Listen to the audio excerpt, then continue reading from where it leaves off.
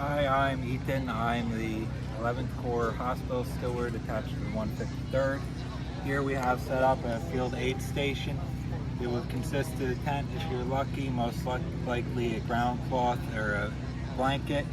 We would have been out in the battle, on the battlefield, not far back from the actual battle itself. I would have gone out with the assistant surgeon. The medicines you see here is what I would have carried out onto the field with me. Most of that is to take away your pains. Now, the first tool I'm going to personally use to see if you can just go back to the battle and after being patched up, or if you have to go back to the hospital, is my finger. I'm going to put it in your wound to see if it's splintered. If it's not splintered, we're going to stitch you up there on the field, and then we're going to give you something for the pain. Now, if your bone's shattered, you're going back to the hospital, you're going to get amputated. Now, even under modern medical, medical terms today, you'd still be getting an amputation because we can't fix that. Now, back to the hospital, I would have been issued a sidearm. I would not have carried that on the battlefield because I would have been considered an armed combatant. In the hospital, it's part of my job is to protect the medicines we have. They're very highly addictive. Now, you see here, this is written in Latin.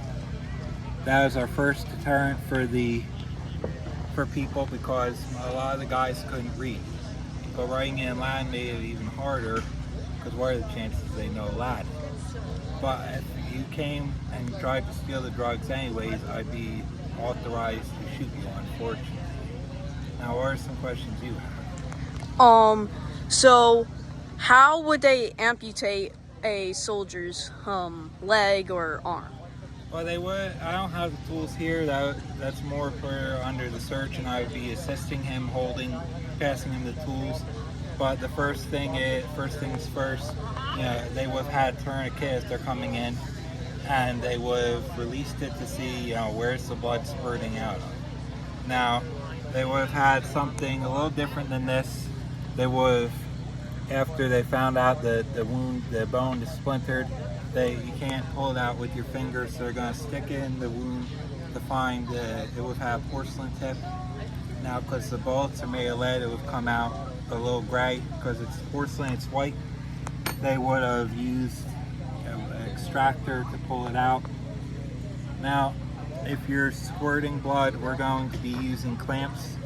That way you're not bleeding out while we're doing the surgery. The surgeon would have cut, made the cut, pulled it back, cut the bone. Eventually he's gonna have to sew up the vessels, make sure nothing's bleeding anymore, that way it gets stitched up. And he's eventually gonna just have to fold what's left in to make the stump. Any other questions? I think we're all right over here, but I have one more thing. I know this maybe sound like a dumb question, but how much morphine will you have to give a soldier? Well, let's put it this way.